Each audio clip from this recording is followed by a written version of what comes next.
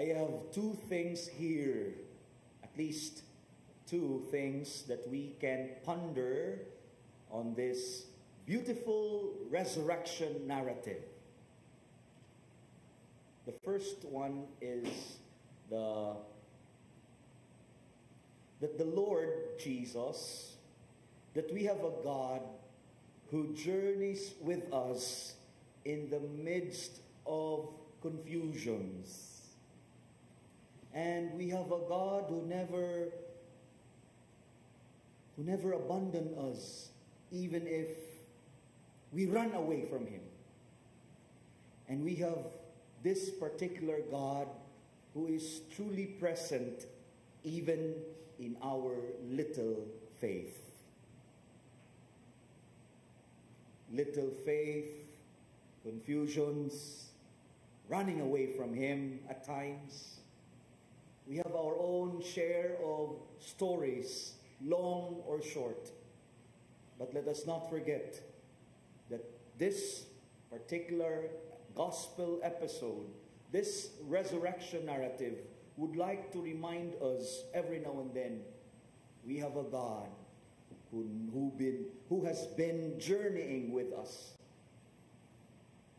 Secondly, regarding our attitude towards strangers, I want to borrow this particular idea of a New Testament professor. Try to look at our attitude towards strangers.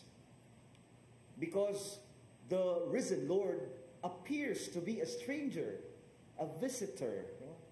And then, tanawa kung ang katong duha ka disipulo, lain patong batasan o kinaiya, pat ila patong giabog, wagi nahitabo, kani nga istorya karon. Brothers and sisters in Christ, we have or we will be meeting strangers, persons who we are not familiar with. How's our attitude towards them? Mayroon sila, first impression lasts by Father. Mao bitaw. Unsa kay atong klase sa gigipakita na impression niining mga tao.